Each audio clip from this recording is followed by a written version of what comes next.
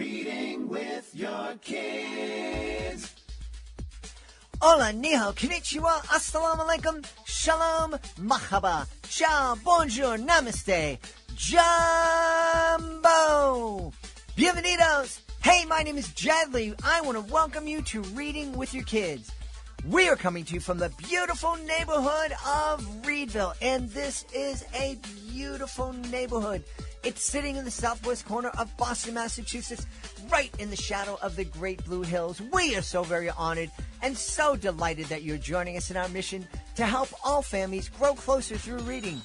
We do that by sharing fun, thoughtful, and thought-provoking conversations with fascinating people who just happen to be writing books for kids of all ages. You can join us in our mission by telling all of your family and friends about the show. And in fact, I'd love it if you could tell your kids' teachers, their librarian, their principal, their guidance counselor, and letting everyone know that they can hear us on the WREB AM/FM 24/7 radio network. And they can find us on the iHeartRadio app, on Spotify, Apple Podcasts, Amazon Music, Good Pods, Audible, Podcast Addict, CastBox, Player FM, Boomplay Ghana, wherever you find your favorite shows. Two wonderful guests, and you get to meet someone very special today. First up, Kim Larson will be here to celebrate Goat's Boat Won't Float. And I will be joined in the interview by my amazingly talented intern, Raylene Tang. And later in the show, I'll be back with Christine McDonald, who'll be celebrating Just Imagine a More Beautiful World, a Reading with Your Kids certified great read. Hey, my friends, we are really excited. Reading with Your Kids podcast is returning to the Chicago Toy and Game Fair, November 9th and 10th at the Stevens Convention Center in Rosemont, Illinois. Let your imagination come to life at the Chicago Toy and Game Fair, the ultimate family play experience. Dive into hands-on fun with the hottest new toys and games. Meet the inventors behind your favorite products and even get a sneak peek at what will top holiday wish list this year. From interactive play zones to exciting competitions and exclusive giveaways, there's something for every member of the family at the Chicago Toy and Game Fair. And don't miss the Young Inventor Challenge, where kids showcase their creativity and innovation. Who knows? You just might meet the next big inventor. Join us at the Donald E. Stevens Convention Center in Rosemont, Illinois, November 9th and 10th. Whether you're a game enthusiast or just looking for a fun weekend with the family, the Chicago Toy and Game Fair has it all. And like I said, the Reading with Your Kids podcast will be there, and you may have a chance to be heard on the show. Get your tickets today and bring the magic of play to life. Visit shytag.com for details. And be sure to use the discount code READ, R-E-A-D, at checkout to save on tickets. Hey, my friends, I'm so excited. We have a brand new Reading with Your Kids certified great read, The Power of Respect by Ruth Maley. It is the latest in Ruth's Power of series. This is an insightful and engaging children's book that teaches the value of respect through a delightful narrative and relatable situations. The story follows Amelia and Eleanor, two best friends who are excited for a sleepover when their friend Orbit, a charming character, arrives to explore the topic of respect with them. Though through their conversations, children learn what respect looks like in everyday situations, offering practical lessons on kindness, empathy, and self-awareness. Maley's storytelling is simple yet effective, making the concept of respect easily acceptable for young readers. The girls' examples are relative to common childhood experiences, sharing toys, taking turns, and understanding others' feelings, making the lessons relatable. From the emotional depth of feeling left out when a friend makes new friends to learning how to speak kindly, even when frustrated, the book encourages children to consider how their actions and words affect those around them. We really love The Power of Respect. We believe it's a valuable addition to any child's library, offering timeless lessons in a format that children will understand and cherish. It's perfect for classroom discussions, bedtime reading, and any opportunity to teach respect in a more memorable and thoughtful way. Congratulations again to Ruth Maley. The Power of Respect is our latest Reading with Your Kids certified great read. We are really, really excited today. We are joined out in Los Angeles by my amazing intern, Rayling Tang. Hey, Rayling, how are you this morning? Hi, everyone. Good morning. And joining us from Minnesota, she is here to celebrate her beautiful picture book. It's called Goat's Boat Won't Float. Actually, it's an early reader book. Please welcome to the show, Kim Larson. Hey, Kim, how are you? Hi, great. Thanks for having me, Jed. Delighted to have you on. First, can you tell us the difference between a picture book and an early reader? Good question. Yes. A picture book can have more complex words and plot, and an adult is going to be reading it to the child. And so an author of picture books has a tough job to do still because you're limited to 500 words approximately. But an early reader is even more specific, geared to the reader who's just learning to read and who will be reading it on their own. So there are word lists that you use, and it's more simple plot. It can be more episodic instead of having a character arc or a story arc. And it should clip right along and keep an early reader's attention and have those words that make them feel like they've accomplished something. You know, I bet you there are people out there listening, or maybe I'm the dope and I'm the only one out there that's surprised to learn that the vocabulary in a picture book would be more complicated or more advanced than vocabulary in an early reader. Yes, it probably does sound contrary to what a person might think. But because that adult is reading the story to the child is learning the vocabulary of more complex words and understanding them by the context of the story and the pictures that help carry along the vocabulary. And an adult is there to help explain the words that might be tough. But an early reader is on their own. And so we want them to feel like they can do this on their own, and you don't want to stump them with those words that are hard. So they're called sight words, and then you also can write using the phonics, which my book has a lot of phonics in it because it has the same OA sound throughout. You know, I love that you brought up and explained the difference and really emphasized the point that picture books are written to be read by parents to their kids. It's the perfect tool, and it's why we launched Reading with Your Kids. Yes. Yeah.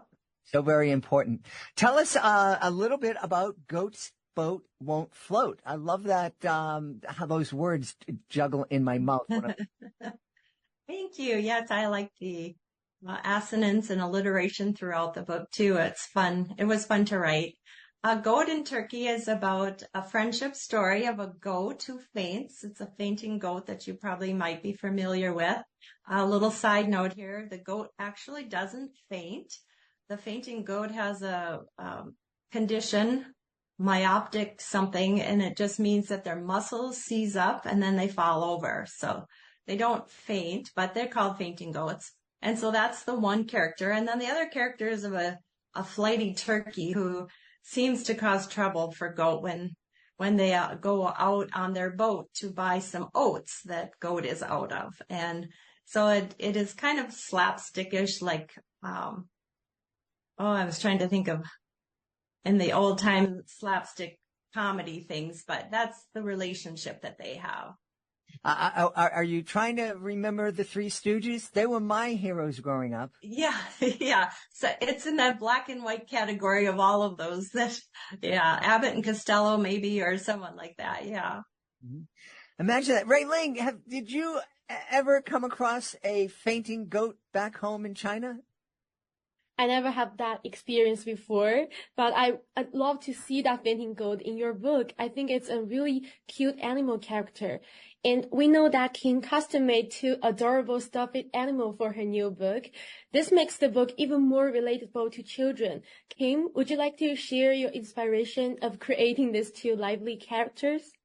Sure. Well, the inspiration came when I visited my grandchildren's hobby farm, and they had these fainting goats, which they didn't tell us that they were fainting goats. But as we approached, they got startled, and so they fell over. And I just thought that was so funny, and had to write a story about it. And I wrote a story about a fainting goat previously to writing this story, and that fainting goat was a private investigator.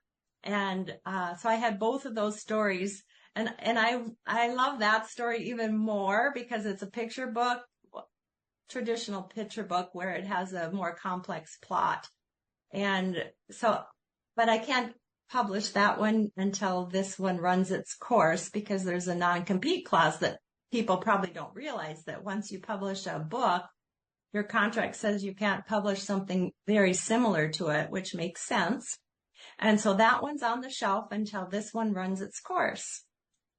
Lovely. I feel like our audiences will fall in love with the fainting goat community. They are so adorable. Yes, thanks. What do you think kids can learn from this special friendship between the goat and the turkey? One thing that the goat wears is a set of earmuffs, and that helps the goat handle the noises and the startling that he has, which of course also adds to the humor when the earmuffs fall off or he can't hear because he's wearing them. And so there's some humor with the earmuffs. But kids can, I think, and I've been hearing, and didn't intentionally do this, but I've been hearing that the children are relating to the goat because they don't like loud noises either. And so they can relate, and it brings up the topic then of the sensitivity that children have and how they can be kind to each other, knowing that they're different and the different needs that people have because of those differences. That's a good observation. People will think children have energies and they love passions, they love enthusiastic things. But it's good to know that there are part of children who just don't need loud energy, who just don't want to be in a loud environment. So I think definitely there are going to be children who feel relatable to the goat. Yeah, thanks. I'll have to show you. This is what I'm going to bring to my school visits. Is my noise canceling headphones, because I wear those when I run a blender or a vacuum cleaner. I didn't ever think I had a problem, but most people probably don't do that. So I think I have my own sensitivities for loud noises, and have since I was a child too. Love that. Definitely recommend for people who don't like loud noise to have an earmuff like that, especially with your favorite color. Yeah, right. You're right. It is. That's so cute. Jed, would you like to take the lead? Absolutely. You know, I was thinking there's so much to talk about. Just the idea of explaining to kids, and I think it'd be fun to go online with your kids after you read Goat's Boat Won't Float and Google fainting goat and like talk about a really weird mutation or sense of evolution. It's like, oh, I'm scared, so I'm gonna just fall on the ground and let the predator eat me. That's right. It doesn't make sense, does it? Not at all. Not at all. And obviously, your turkey is much nicer than the wild turkeys that roam the streets of Boston like a gang. It's really it's terrible. It's terrible. We don't have a lot of crime here in Boston, thank goodness, but we have these wild turkeys that actually attack people and keep them locked in their cars. That's crazy. I have not heard of that before. Yes, it really is. I don't know, Rainling, if it's been a problem down on your campus in downtown Boston, but boy, out here in the outer neighborhoods, and anywhere there's woods, they go around in a pack. It's like a gang, like a cartel. Yes, I think the seagulls and the goose are always the same community. The turkey, the seagull, and the goose, they form a strong community that we just keep a distance from. Kevin, there's a place here in Boston along the water. It's called Sullivan's. It's been there forever at a place in South Boston called Castle Island. And the food at Sully's is amazing. It is great, but it's dangerous to eat over there because the seagulls, like Raylene said, they come down and they'll actually take the food out of your hand. And oh my goodness. Yes. Oh, I can't believe that. Growing up on a farm, the only thing that was wild, in my opinion, was the rooster. He would chase you and you were scared to death of the rooster. Once in a while at a neighbor's farm, there was a goose who had a pet white pail and protected that white pail. As long as you didn't go near his white pail, you were okay. But I am not used to I'm in a smaller community here too, where none of the animals are frightening or attack us. So that's really interesting. Tell me why do you think kids enjoy reading books with animal characters in them so much? Oh, I love animal characters too myself. I think children just love animals. They're kind of like little people, aren't they? They just have their similar characteristics. And when you are writing a picture book, the animals tend to have childlike characters, or they're supposed to anyhow. So I think that's how they can relate to them.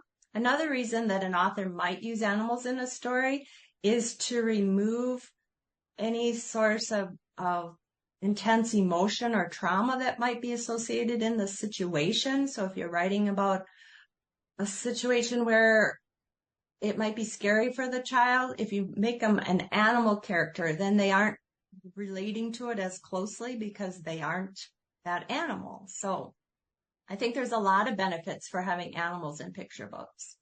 That's interesting. That is the first I've heard of using animal characters to make it less frightening, some situations less frightening for kids. Makes a lot of sense. Mm-hmm. Yeah. What inspired you to make, you mentioned your other fainting goat book is going to be a picture book. What made you decide to make Goat's Boat Won't Float an early reader instead of a picture book? I wrote this story, I think back in 2020, and I had started writing picture books in 2018. So for the first few years, I was taking lots of classes, and so I would sign up for SCBWI is a wonderful organization, Society of Children's Book Writers and Illustrators. It's a national organization, and they have very reasonable webinars for anywhere from $15 to $25, $35. And so I watched a webinar on early readers. And I was testing the water on all different kinds of writing form for children. And I thought that sounded fun and interesting. So I set out purposefully to write an early reader and learned the ropes. And you always study the genre that you're writing. So I was checking out lots of early readers from the library. And I bought a book called The Word Book. And it gives you a list of all of the words per grade that they learn on the sight word list. So I was getting prepared to write an early reader, and on the kindergarten word list was goat. And because I had already written a story with a fainting goat, I just recycled the character. And turkey was also in that same story and had a very flighty role. And I thought the combination of the two then made a good a duo of opposites. And so that's how it came about. Yeah. Very cool. Very cool. Did you always aspire to be a children's author? No, I didn't. I was a reluctant reader when I was in grade school until fourth grade. And then my teacher, Mrs. Zimmerman, bless her heart, she knew that I wasn't an eager reader. So, she was reading stories to the class. And that's when I fell in love with reading. So I like the Mixed Up Files of Mrs. Basil E. What was it? Anyhow, and Charlotte's Web and all the familiar stories back in fourth grade. And she got me hooked then on reading. And I read like the Boxcar Children, the whole set of those. And so in fifth grade, I was going to be a writer when I grew up. But then, of course, life happens. And as a child, you change your mind. You're going to be a singer and all of these other things. And so that dream kind of dropped away until I had my own children. And then I'm reading them picture books and I'm making up stories. I've always probably liked to make up stories and do that kind of stuff. But, so that dream didn't happen until they were actually grown. Then in 2010, I lost my job as a mortgage loan officer during the recession of the housing collapse. And And so my husband said, you should start pursuing your dream full time, because I had been writing part time. And so then from 2010 until 2018, I was writing adult things. Well, a young adult novel, a new adult novel, and a Bible study. I self-published the Bible study in 2020 only because I was not pursuing adult writing anymore. I'd switched to children's in 2018. And I had found a local SCBWI group that I could meet with, and they really showed me the ropes and got me connected with the schooling that I needed, even if it's just online. And the writing community is wonderful, and the Kidlit community, they're all so positive and helpful and generous. So that's how I guess it evolved into where I'm at today. Wow. Going from writing mortgages to writing kids' books. Yeah. Yep. Who'd have thunk it? No, I know. Raylene, I'm curious, was there a favorite book that you read when you were younger? Yeah, just as Kim mentioned, I loved Charlie's Web. I think that's my first children's book when I was at my second grade.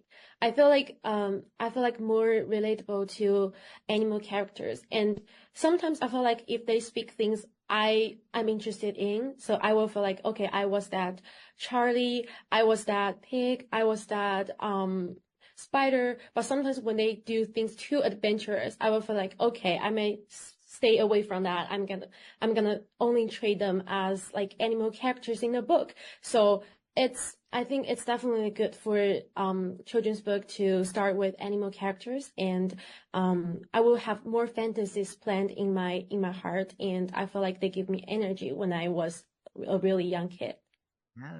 Yeah. It's interesting. The first book I actually owned that my godfather's wife bought for me. And I thought at the time, what a lousy present. I wanted a toy. But the name of the book was Mr. Bear Goes to Boston. And it was all about this bear that lived in the woods of Maine who gets on the train and rides into North Station in Boston. And I love the book because he visited all the places that I had visited. And that was a book that even, when I was in high school, it was still something that was very, very special. It was always on my shelf until my dog ate it. Oh, no. Did you grow up in Boston? I did. Yeah. So that was, it was fun. And it's like you said, Rayling, it's, you get that relatable characters, with animals. You relate to those characters much easier, much better.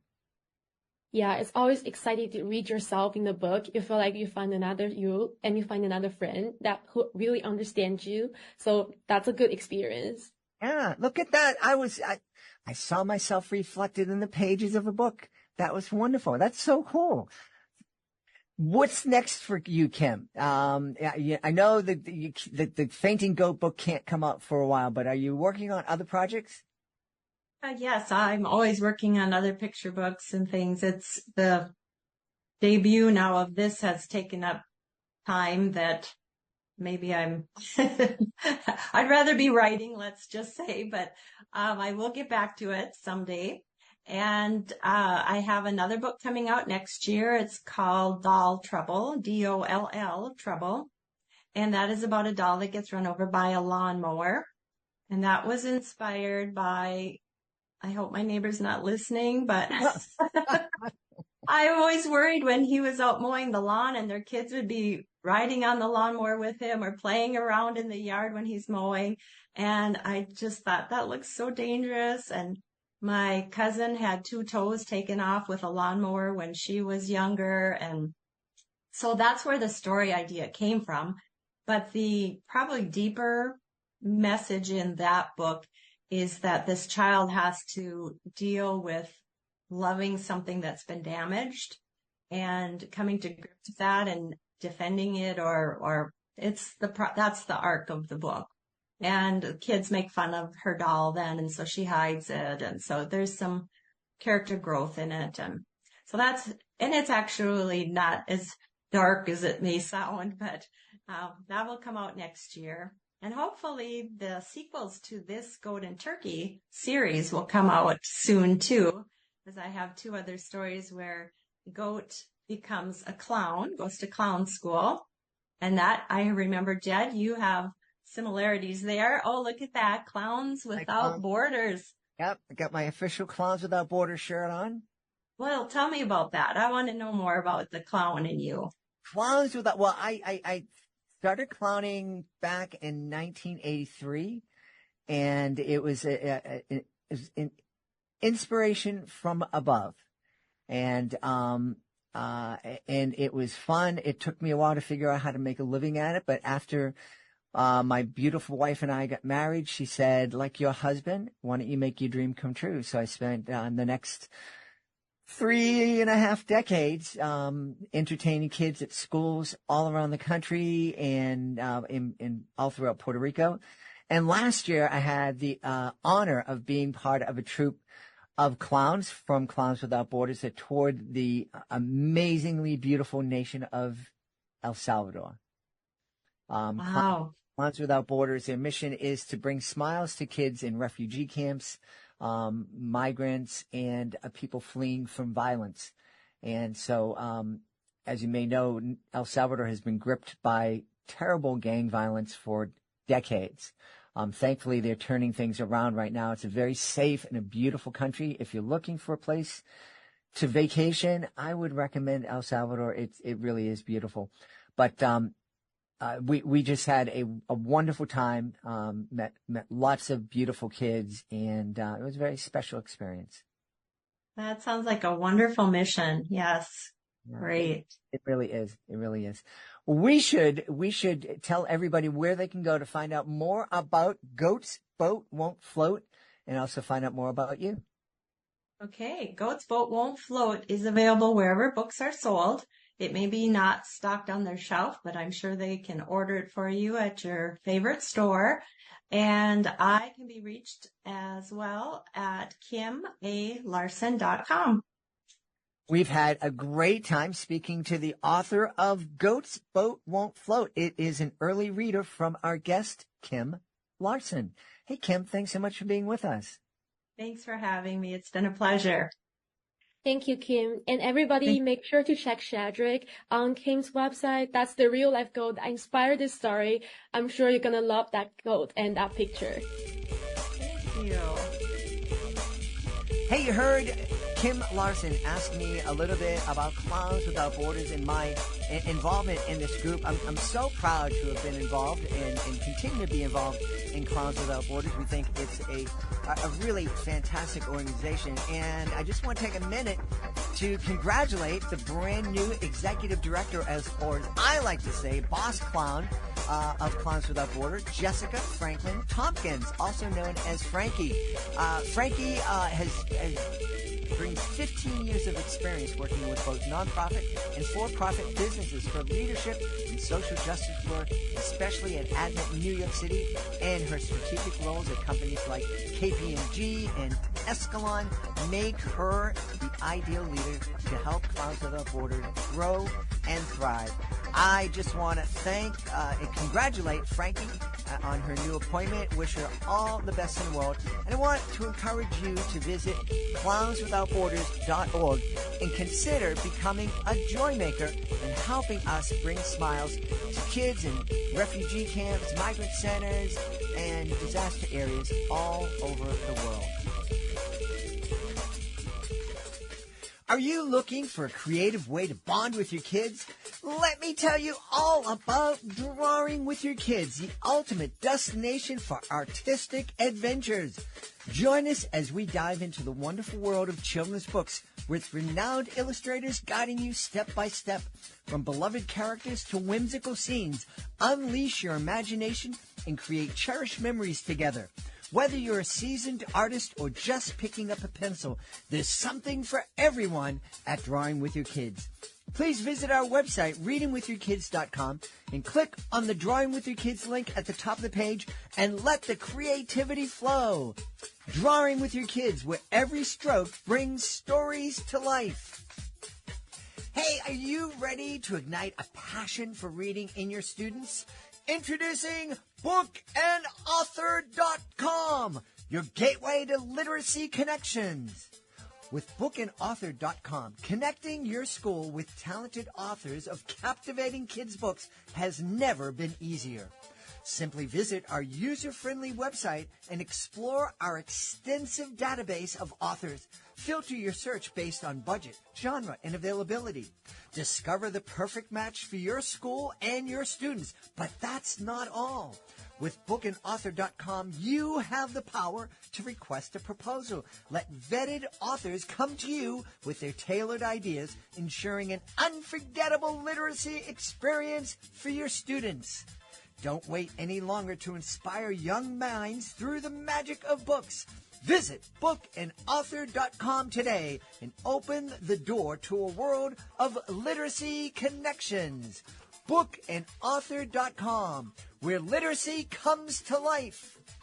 My friends, joining us from the state of Washington, our guest is here today to celebrate her beautiful children's book. It is a Reading with Your Kids certified great read. It's entitled Just Imagine a More Beautiful World. Please welcome to the show, Christine McDonald. Hey, Christine, how are you? Hey, I'm good this morning. It's a beautiful fall day, and it's great to be on the show. It certainly is a wonderful day. I'm excited to speak to you. I have to give credit to Christine. We had some technical issues the first time we tried to record this, but she is a very resilient author in person, and we're back here, and we're going to have a great interview. Thank you so much for your patience. Yeah, well, I'm excited to share a little bit about my book, Just Imagine a More Beautiful World. It's a children's book, mainly for children like 4 to 7, and it's a back-to-school book. So it's a great book to talk to children about going back to school. And the story starts out right in the classroom with Mrs. Burns, who's the teacher. And Mrs. Burns is a very wise teacher.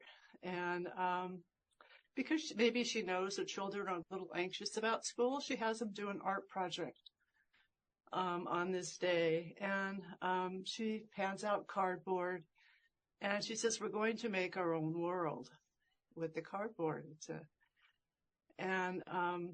There's a lot of metaphor in the book.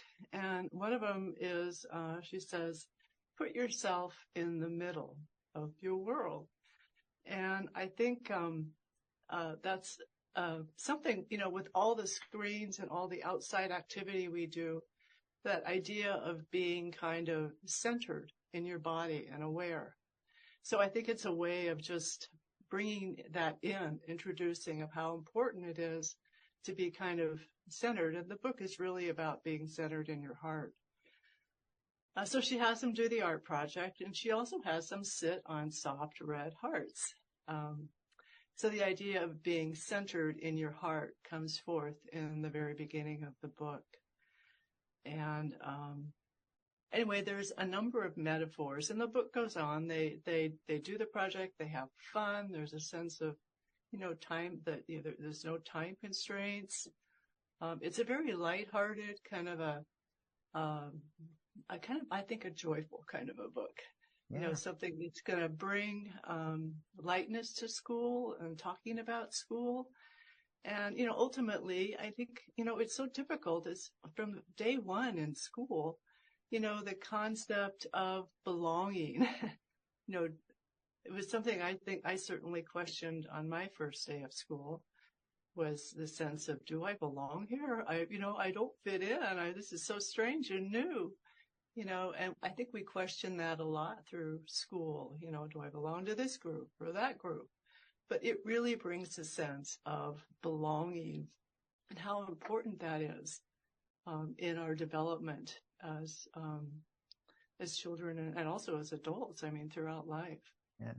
You make a good point. Kids, I think that first day of school can be very nerve-wracking for a lot of kids, especially these days. I remember, when I started school, I lived in a very tight community, so that most of the kids that I was going to school with, I already knew from the neighborhood, and a lot of them I was related to. It was that small of a community.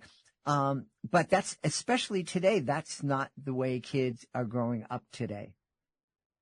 Yes. And, I was reading some statistics and, like school absenteeism is just off the charts. I mean, it's like, I read, I think it was 1 in 3. I think NPR did a thing on schools, and 1 in 3 children are not in school. And anxiety is also something, I think, with the COVID, the pandemic and the shutdowns, and there's just a fair amount of anxiety about being in school. So it's important, I think, that parents talk about school and, and how is school going? Or, what are the anxieties around school? And then somehow, I feel like, the power of the heart is really, I think we're on the cusp of really learning just how important that is for our well-being and our development and healing, just a number of things. And, I think it's so important to have, like tools, when this stuff comes up, to have tools of bringing kind of that, the energy of anxiety. How do we bring that? How do we be with that in our body? When we're centered, the center is like a little bit jittery. How do we kind of calm it down? How do we kind of be with difficult emotions and so I think the book is a doorway into talking about those things.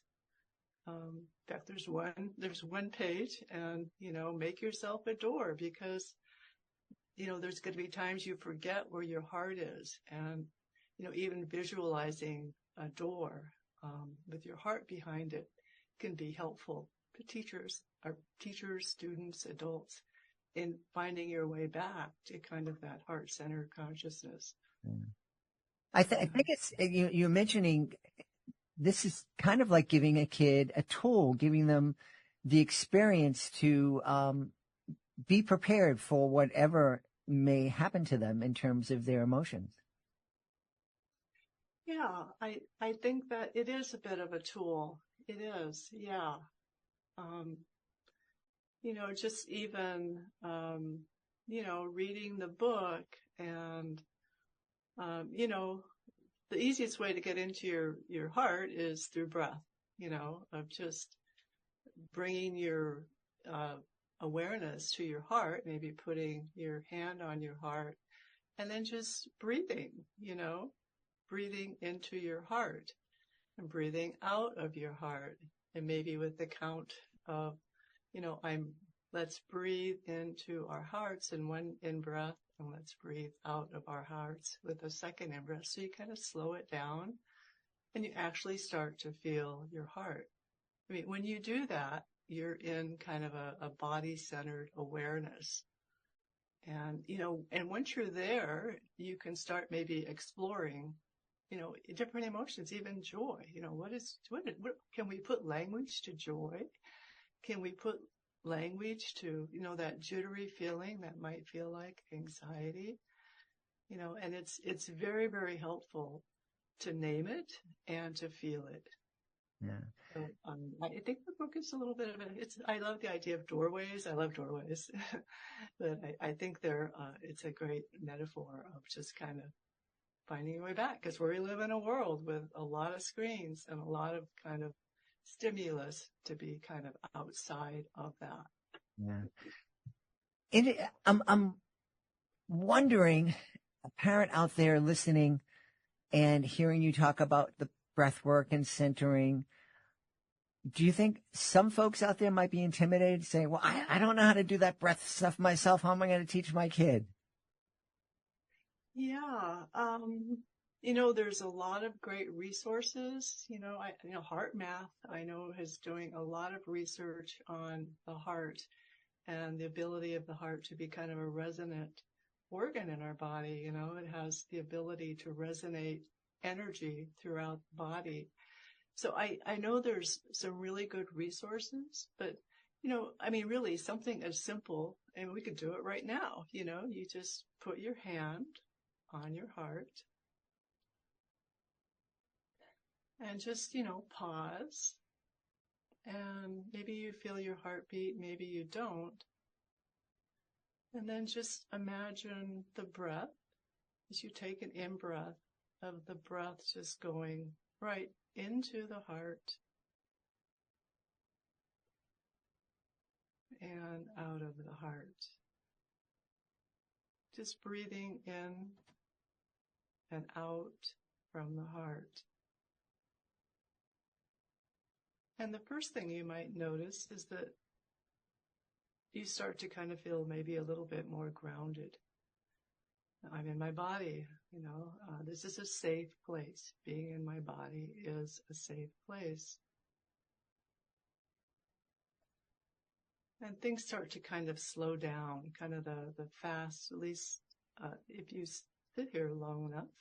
And maybe it's just even for a few minutes could make a big difference in kind of how the rest of your day might go. This very simple practice of just breathing in and out of your heart. And I love the idea of even like sitting on a soft red heart, bringing imagery into it. I'm sitting on a soft red heart and I'm breathing into my heart. I mean, the imagery can be extremely important. And this book really, a lot of it it's about imagination. It's about imagining, a better world. And, our hearts are such amazing organs. In fact, I was writing a blog post last night and I was thinking of, okay, I'm going to do the ABCs of the heart with every letter starting with a quality of the heart. A for acceptance, B for belonging, C for compassion. I mean, it doesn't take very long to come up with a lot of very good qualities that come from the heart. And so those qualities are very much needed in the world right now. And being in our hearts is one way to access them. Where did you learn how to be mindful, be centered for your own life? Well, I've spent a lot of time on a meditation cushion. I've studied with a number of teachers, and I try to make meditation a daily practice.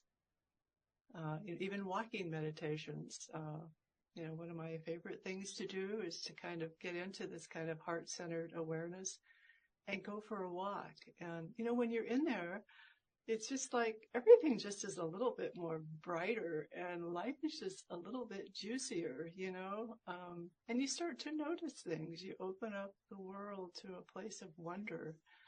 I took a walk yesterday and I was kind of in this place, and I've got a lot going on too, like a lot of people, but I just finished meditating and I went for a walk, and there was this beautiful feather on the ground, and it was like I was thinking of soft red hearts and talking about that on the show, and I picked up this downy feather, and it was just like, it's so sensory to pick it up and to put it in my hand, and it just felt like, that feeling of kind of love coming back to you in the form of just wonder, that this beautiful feather from, I think it was a hawk feather. It was one of those downy feathers that's super soft. And there it was on the ground, and it just lit me up and in a whole new way, that's what the heart does.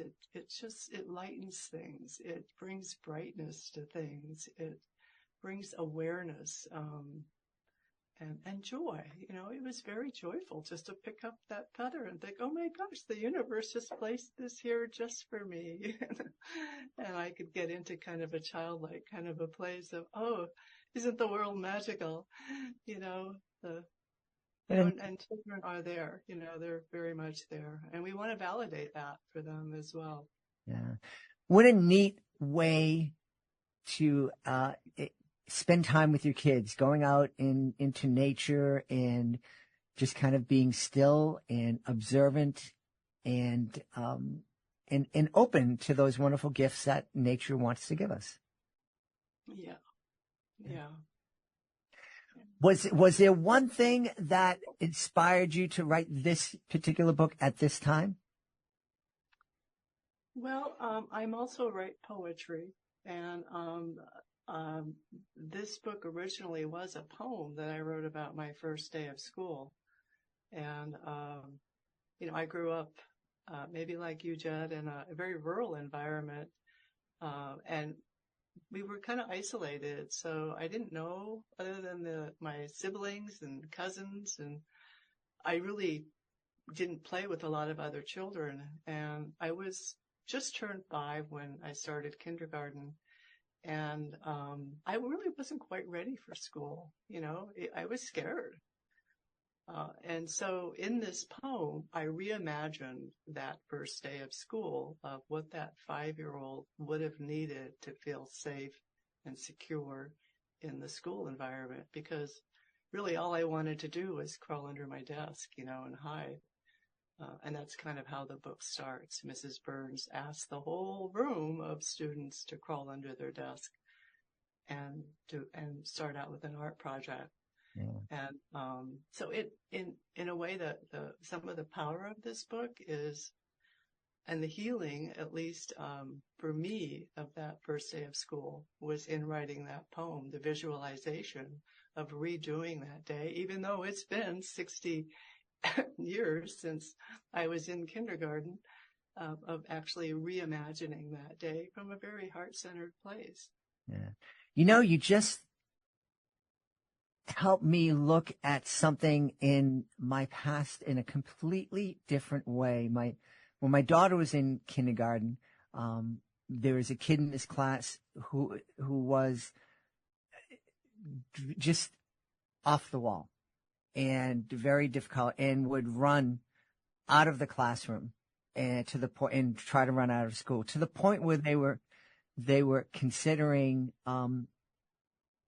inviting his parents to keep him at home because it was thought to be too dangerous for him to be there. And the kindergarten teacher came out to me one day and she said, "Your daughter is so beautiful." And I said, "Yeah, she's pretty. I know. I've heard that." And she goes, No. This kid, she got up when we said we're going to go to the cafeteria. This kid jumped up and he was getting ready to go out and run out the door. And your daughter went over and held his hand so gently, and he was calm. And for the rest of the year, my daughter would go over and hold his hand. And if my daughter wasn't in school, somebody else would just go over and hold his hand. And it's like, wow, that kid wasn't misbehaving. He was probably terrified. Yeah. Thank you for that's that. a beautiful story. Yeah, thank you for helping me see that in a whole new life, a whole new light. Yeah, my daughter was, I think, around 2 or 3, and I remember we picked her up at daycare, and the teachers were so excited to tell us a similar story where I think she was 2.5, but somebody was having a really difficult day, and she just went over and held his hand. I mean, that just, I'm here. Mm-hmm. It's okay.